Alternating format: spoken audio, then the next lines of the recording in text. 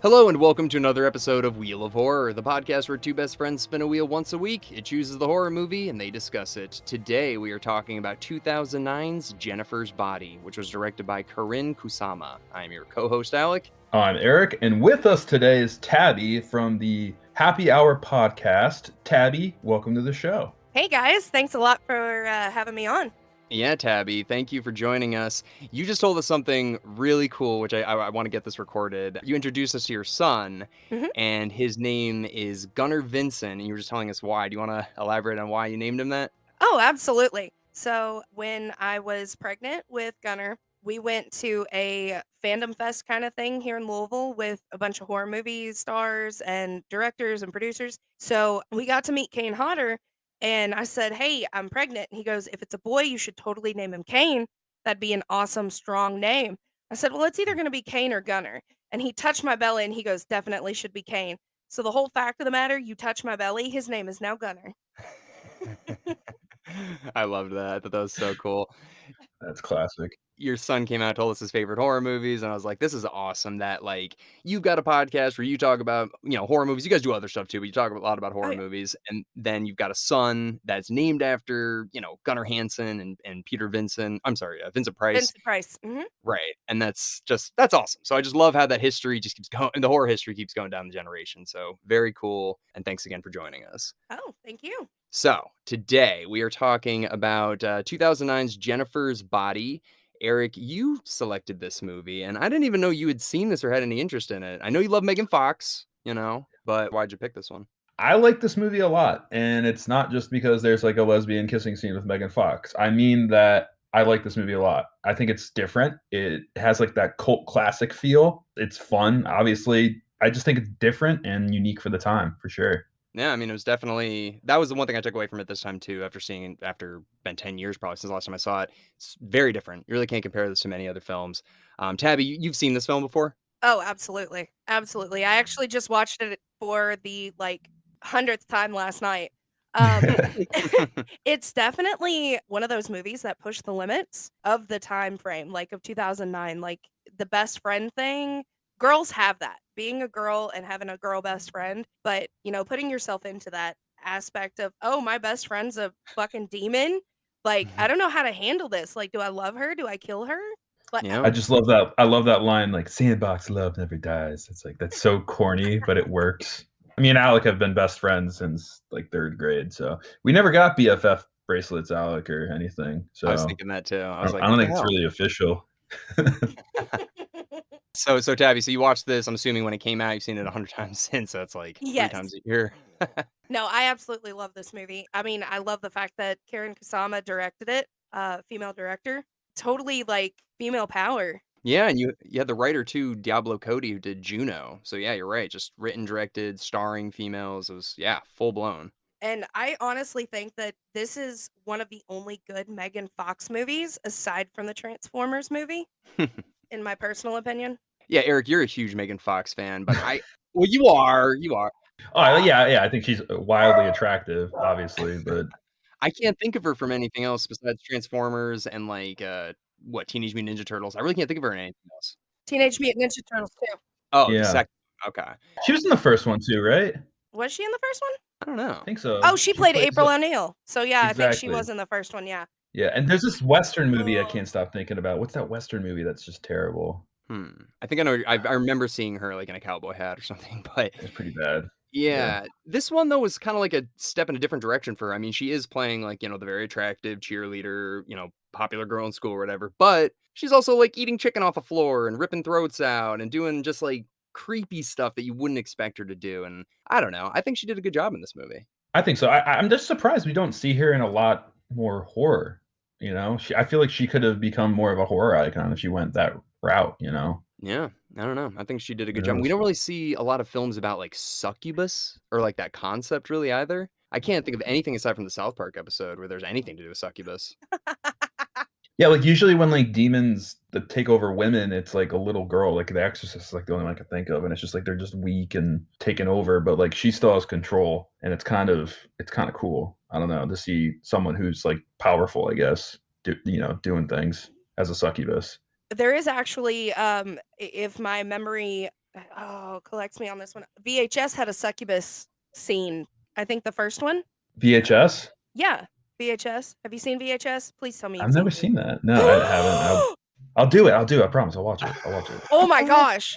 It is one of it's like found footage, and it's up there with, Blair Witch for me. Like, I love Blair Witch and VHS, I love Blair Witch. then you will love VHS. They have 4, and again, they're like the Scream movies in order, 1 through 4 of how good they are, but it's phenomenal. We I should know. definitely do that one, Alec. We need to. Yeah. I've heard so much about them. It's like V-H-S or whatever. Jesus Christ, I can't talk, but you know what I'm saying. But yeah, it's very yeah, it looks really good. I've just never got around to it. Yeah. Oh, it's so good. It's so good. You will not be disappointed. Now, you would be probably for the 4th one, but, the first one, you will not. Yeah, we got to put that on the next wheel, Eric. I've just people keep talking about it. You know, you said though something, Eric, that was pretty accurate, which I can't really think of either. Every possession movie you ever see, it's like they're done. Like, yeah, you're right. They're The Exorcist or Evil Dead or the Conjuring movies, anything like that. Like, they completely become enveloped with the demon. This one, the demon's almost just kind of like, you do your thing, but like you get superpowers basically. So I can't think of another movie that's like that either. I just like the idea, like Exorcist is cool and everything, but it's like, oh, the devil, the demon takes over a little girl. Like, what? Come on, that's like you have all these people and like you take over a little girl.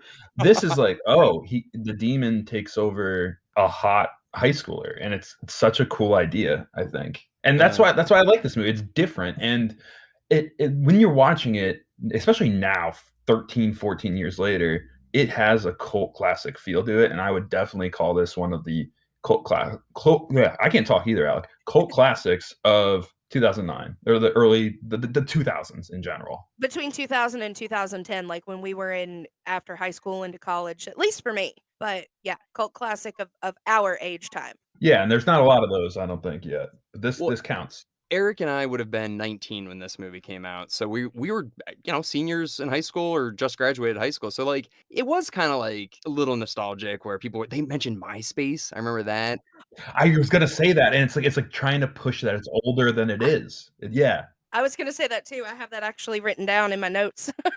That they mentioned MySpace? That they mentioned MySpace. I'm like, oh my God. That's when Yeah. it got really big around that time. I know. It was kind of like who's gonna win? Is it Facebook or MySpace? And then obviously Well, wasn't Facebook was already taken over by 2009.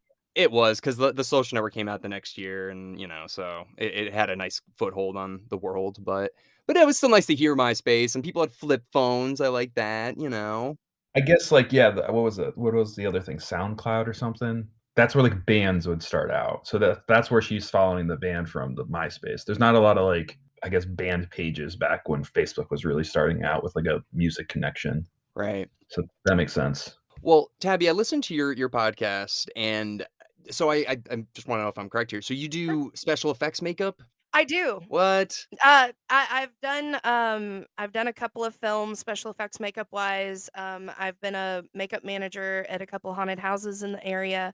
Oh, And Mike and I, besides doing the podcast, own our own production company, and we're in the process of writing a horror psychological thriller. no way. Yep, we have one up on YouTube right now. It's Really? not, yeah, we have 2 actually, and a whole bunch of shorts. So Where can people find those? I know they're on YouTube, but like, what's the what can they type in? You can type in Gray Entity Studios in YouTube, and it should pull them up. We just have like a bunch of our friends that in the haunt industry. My little brother comes over. He's one of our best actors. I also perform and act in some movies and shorts that we have. I was gonna warn you guys ahead of time that I actually was looking at this movie from not a viewer perspective, but like a director and producer perspective.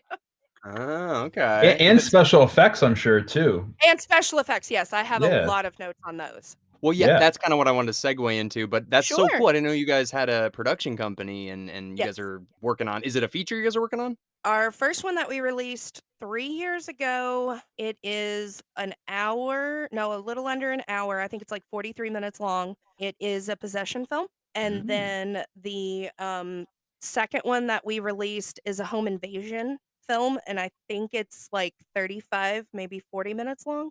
Okay, that's awesome. And your this is your husband that you do the podcast with as well? Yep, Mike. He actually he wanted me to make notes for him to share with you guys because it is kind of funny. Oh, perfect. Yeah, no, I love how you guys were disagreeing about your order of the Scream franchise. That one Yeah. was fun. We were drunk as shit, and I told him, I said, "We're gonna fight at the end of this. I already know, because we both love Ghostface so much." Well, it's good though to have differing opinions because if you both were just like, shitting on it for an hour, it'd be like, all right, if both of you are just loving it too, it's like, oh, it's Right? more interesting to have the back and forth. So, Absolutely. yeah, so I guess into the special effects and into this Sure. movie, I thought they were pretty cool, and I saw some behind the scenes stuff that even impressed me more. But what did you guys think about the special effects in this movie? The one that stands out to me, there's 2. Probably the most iconic shot in this is the lighter to the tongue. Oh yeah. I thought even that, I was like, did they, like, put, like, a fake tongue on her tongue, or did they, like, CGI. CGI the light? Okay. The flame, I mean. Okay. You can tell whenever they shot that, it was CGI. The flame wasn't really like I don't know, it's kinda hard to explain 100,000 miles away from you. No, I get it. No, but that I thought that was done really well, and, obviously, there's that scene when she's in the woods with that, like, football guy, and her face just, like, grows out. I just thought that was really good. That was obviously CGI too, Yep, and then, like, her puking at that scene, which I read was, like, Hershey's chocolate syrup. it I'm not sure is. if that's true, but, It is. yeah, Mhm. I think a lot of it's good, but real quick, not to derail with the special effects, but Alec, how much would it cost for me to pay you to put a lighter to your tongue for 2 seconds? 2 full seconds. Would you do it for 50,000? Yeah, Yeah, I would too. Okay, cool. What's yeah. the lowest you go? 10 probably. I mean, because you're gonna 10 bucks? no 10,000. Jesus, fucking $10. No, yeah, like 10,000. Well, we know people from high school that would definitely do it for 10 bucks. Like Eh, it would affect my livelihood, so I'd kind of need it. I mean, But yeah, it'd be like a burnt roof of your mouth for like probably a couple I weeks. don't know. I don't But know enough about it. Tabby, would you do it for 10 grand? I know I would 100%. Get me drunk enough and I will play with fire. Halloween Yeah. last year, me and my brother got intoxicated and we decided to put alcohol on our hands and like light it on fire and then do like a crossover high five thing to transfer the Oh, fire. it's a great idea. I couldn't put it out. So like my left hand now has scars on it. I'd do it for a bottle of bourbon. I love it. Yes. Ah. Yes. That's the answer we need. Did you have to, like, go to the hospital or anything for that, or were you, like, suck it up and put bandages? Yeah, Okay. yeah. I literally passed out on the couch with my hand in a bucket, like a bowl full of cold water, and I didn't notice how bad it was until like 3 days Ugh. later, and my fingers wouldn't bend because of Oh, all of the blisters and stuff, so I'm like, "Hey, you live, you bur learn. You're gonna do it again." burns just suck. Oh, Oh that's so my god. painful. Oh, Jesus. yeah. Well, anyway, back to special effects. Sorry Okay. to derail like I normally do. One of my favorite special effects that happened, and I as soon as I seen it, I immediately was like, "Ooh, this is nice." When Jennifer first shows herself to Needy in the kitchen and, like, her eyes are dark and her mouth is bloody, it's so tastefully done Mm. to the point that you don't know that she just ate the poor oh my gosh, the poor Indian kid, like, Was it Ahmed or something? Ahmed, I think Y so. yeah. Yeah. And it's just something about light makeup with a little blood is terrifying to me. And on someone like Megan Fox is kinda cool too because she was, like, a sex symbol after Transformers. Oh, yeah. And then doing this was, like, very cool choice for this film to be Also, that person.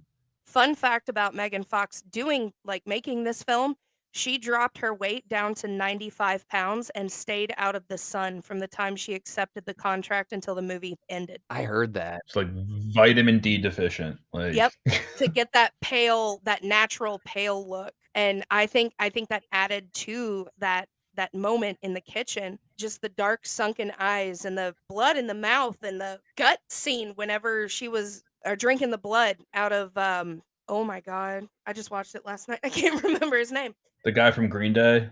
No, no, no. Is it Chip? No, Chip's the boyfriend, the kid who played Nightmare on Elm Street, and then he played Oh, have you seen Scream 5 yet? yes, I did. Yeah, he's Stu's nephew in Scream Stu's 5. nephew. Yeah, so Yeah. that kid, when she's, like, drinking the blood out of his stomach with her hands. I Yes, love yes. practical effects like that. Practical effects are fucking phenomenal and they're so surreal. Yeah. The other one is when she vomits the black stuff. Like, yeah, Mm. I understand that was CGI coming out of her mouth to begin with, but like, I love it when they attach the hoses to the side of their mouth and like pump Yeah. the stuff out. Been there. You know, you're drunk, you had a long night out, you ate a whole rotisserie chicken. Been there with the black stuff. That's actually kinda my favorite scene is when she's killing Chip in the pool right after she coughs out that black blood. That scene where her mouth gets big, the behind the scenes I saw was so cool. It's like a Yep, mouthpiece that comes down, and then they painted over Megan Fox's actual lips green because that was, like, where they put green the screen. green screen. That was so sick. I was like, "Oh my god." Mhm. Like, it's real, but they also added the special effects just to make it, just to zhuzh it up a bit. Love that. Love that so much. I think the scariest thing though, there's 2 things. There's a visually scary, and then there's like what this movie is that makes it so scary. Visually, when she's having sex with Chip or whatever in the bed, Amanda Seyfried, and you see the dead football player, and then Megan Fox just like creepily sitting next to him. Like perched up. Yeah, that was Yeah. probably the scariest part. One of them. So, Yeah. that terrified me, but the fucking concept of this movie is so scary, like, think about it, nobody believes you, your boyfriend's dead, everybody thinks you killed your boyfriend, your best friend's dead, everybody thinks you killed your best friend, nobody fucking believes you, everybody loves this band that caused this to happen to you, like, that's the real scary thing to me in this movie. Well, that also was passed on to Amanda Seyfried too. So she's now the demon after Megan Fox like bit her or whatever. Yeah. Don't know if I love that. I liked it. I thought that was cool. But that band though, I like that idea too of a band like sacrificing something for fame. Yeah, I know. Well, I There's mean, I know you know what I'm going to go with this, right? is it Led Zeppelin? Isn't that No, Rolling Stones. Rolling Oh, it's them? Stones. Okay. 100. I mean, one of them just died, Charlie Watts, but if he was still alive right now, I'd be like, yes, 150%. They sold their soul to the devil. 100%. For fame and just, like, They're not like a dying? bazillion years old and still touring. They've done so many drugs that could kill an elephant. Right, and like I think Mick Jagger just had another kid in 2016, and Oh his my first god. kid was like in the 70s or something. So it's like you have a 50-year difference between your siblings. That and "Sympathy for the Devil" is one of their songs. It's like "Sympathy for the Devil." Think about that. They sold their soul. They're Low Shoulder, the band. Oh, well, I love how they're like instead of being like, we could be famous like Led Zeppelin or the Beatles or Pink Floyd, they're like, "We could be like Maroon 5." I Yes. Yes, yes. It's like, do you want to be lame and go back to the bar? Do you want to work? Do you want to be Maroon 5? It's like Maroon 5. I just love that part. Oh, yeah, it was so good. How about Chris Pratt in this too? You know, it took me and Mike both several viewings to actually grasp the concept that that's Chris fucking Pratt. Yeah, I know, this is, like, before he exploded. I mean, what was he in before this? He was another he was in wasn't he in the OC or something? That's the other guy who's in the band. He was in the OC. Adam Oh, Brody. What's it? okay. Yeah. Huh. I feel like Chris Pratt was in something before this, so he's on some TV show. Uh, I know. he was a waiter in Baywatch, I do believe. Parks and Rec, right? Parks and Rec, I think, came out in Yeah, that was after, that was definitely after. yeah, I think it was 2012 when Parks and Rec came out. I think he was a waiter in an episode of Baywatch, if I'm not mistaken. That's where Jason Momoa got to start too. There you go, Baywatch. No, he was in the OC, he was in 9 episodes of the OC, boom! I don't. Oh, that makes sense. I mean, with what's his name? Adam Adam Brody. Brody. I think in real. Yeah, Yeah. yeah. I didn't really watch the OC. I didn't watch the OC either, but I for some reason, I was like, "I feel like he was on a fucking TV show," but anyways. So, yeah, Chris Pratt's in this, that was surprising. Amy Sedaris is in this too. She's Amanda Seyfried's mother, who's in Book of Boba Fett, I mean, Strangers with Candy, The Mandalorian, everything. She's been killing it lately. Right, and Johnny Simmons, who was Scott Pilgrim, and then what was the guy with the hook hand? He's another Simmons, right? J.K. Simmons. Yeah. Are they related? Do you think? No. No. Okay. Huh. Nah, I looked it up, but that's so sick. Yeah, he was in Juno too. He's the dad in Juno, and he's just Yeah. the best. He's in everything, and then I mean, he's get me pictures of Spider-Man. yeah, yeah, exactly. And he's like State Farm guy. We know a thing or two because we've seen a thing or two. Mike wanted me to throw out that his wig absolutely creeped him out. Like the wig that he has on in this movie. It's like Oh so my God. unnecessary. That and the hook hand is just like, why? And the scarring. It adds a little something, but that face he made when that one girl's like, "It's on their Wikipedia page," and he's just like, "What?" Like, he just kinda his face was perfect in that. Yeah, so it had a really good supporting cast, a lot of people from, Juno, and, have you seen Juno, Tabby? I have not. Really? You haven't seen that? Wow. No, I'm Yeah. not really much of a chick flick kind of movie. If it's not action, thriller, or horror, or of course superheroes, I'm not really interested. Yeah, it was just like the time, we were in high school when that movie came out. I was like, "Ah, you Mm. know what? Fuck it." But, it has that same kind of funny back and forth dialogue that Megan Fox and, Amanda Seyfried had in this, which I think has become, like, notorious with Diablo Cody's writing. But I think it's funny. I don't know, a lot of people think it's annoying, and it's very like, "Okay, this is clearly a Diablo Cody movie now." But I think their back and forth is funny, and I laughed so hard when Megan Fox walked in. She's like, "Smells like Thai food in here. Were you 2 fucking?" I was Yeah. like, "Oh my god." Like, Jesus Christ. Yeah, she had a bunch of those lines, like those random lines. I don't know. Yeah, you've seen Juno, Eric, right? Not in 10 years, but yeah, Michael Cera and Elliot Page now, right? Right. Elliot, Yep. you're right about that. I Yeah. think one of my Yeah. favorite lines from Megan Fox is when she gets stabbed with the pole at the end and she looks at Needy and goes, "Do you have a tampon?" Yeah. Well, I Yeah. watched this. I completely forgot that Chip died. I haven't seen this in like a few years, but when Chip died, I was like, oh, he better die, or that pool water is just gonna ravage his neck and whatnot. Oh, So yeah. that pool Oh, my water god. must be foul. Like that place should be cut down, like chopped down. Like the whole building should be condemned. Yeah, what the hell is that? That shouldn't exist. How long has that water been in there? Oh. Since their parents were in high school? Probably. But Eric, you were mentioning earlier, so, like, yeah, so when Amanda Seyfried gets scratched, or Needy is her character's name, when Needy gets scratched by Jennifer, she just, like, becomes part of the demon or whatever, and I was like, "Well, then why didn't she just break out right then and there? Why'd she, like, sit and eat, like, mushed potatoes and shit for however long she was in the mental asylum for?" Maybe she had to channel her inner demon for a while, and it took a while to build up. Okay, But okay. like, why doesn't she get hungry? She's probably getting hungry and needs to feed. Like maybe it's like a really slow demon infection. I don't know, Alec. I don't I like know. that more. I like that more. She didn't have the strength. That's better. That's be This is what we do here, Tabby. I question things, Eric answers it. Oh, that's fine. That's kind of how we roll sometimes too. I think honestly with Jennifer, you can see the progression. Like she feeds the first time after she turns, and it seems like it's a little bit of a while before she feeds again until she realizes, oh, I need to eat. So even though Needy wasn't full blown demon, she was just like partial because she got bit. Is that like why it took her so long to get to that point? Like when she was floating at the end of the movie, is that when she reached the demonic, I wouldn't say enlightenment, maybe endarkenment? Ah, there you go. And that's when she realized. I think that's 100% it. You're right. You guys, you've explained it to me now. So yeah, she didn't get like, the whole curse put on her and stabbed to death and all of a sudden she's got scratched. So maybe it took a little while for it to infect her fully. Then she needed to feed for her to be able to get the powers to fly and kick her away at the door. Boom. Love it. At the beginning of the movie too, I didn't notice this until this time watching it and with the subtitles on. The music they have in that like solitary confinement cell. Do you know what music it was, Tabby? It was like elevator music. Oh, it was the song. Yeah. Yeah, but it was like elevator music, and so she's like, Yep. "I hate this song." I didn't Yep. notice that until this time watching it, which made me laugh. I know, I didn't either. But one other thing I want to bring up, you want to talk questions? Why aren't we looking Yeah. into the devil's kettle thing that you drop the McDonald's playpen balls into and stuff? Like, why aren't we looking into that more? Yeah. There's something scientific we need to figure out there. I mean, at the very end where Needy finds the knife, she found where everything goes when she's walking down that stretch of highway. Right. Wait, stop. Oh, so it spits out there. Yep. Yes. I mean, did you not see the little like red playpen balls like hanging out there and she finds the Oh knife? my, you just connected all those dots for me. The scientists are just so focused on the hole in the water that they don't realize, hey, you got to walk a little bit and have a circumference and Well, those are some shitty scientists. Like, Yeah. come on.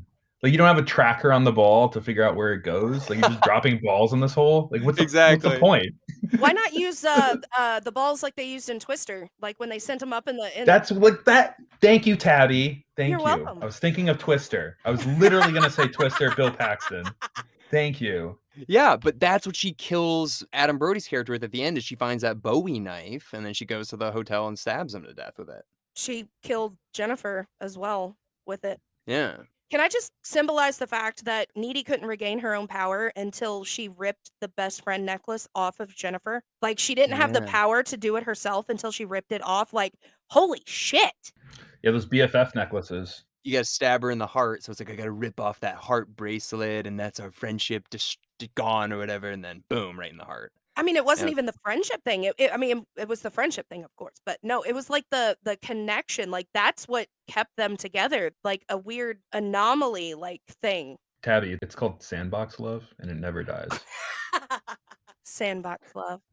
Yeah. No, yeah, but it's a good movie. I think it did get overlooked. One thing that a lot of people mention is the way it was marketed. It really hurt it because they just kind of focused so much on Megan Fox's sex appeal that Mhm. it didn't focus really on the relationship between these two women, just friendship in general, about people growing apart and just stuff like that. They didn't really that's not how it was marketed. It was like, look at these hot chicks making out, and there's blood. Look at it. Like, there's more to this movie than that. And I think in the past 10 years or so, a lot of people have seen it again and be like, yo, there's a lot going on here. There's a lot going on in this movie.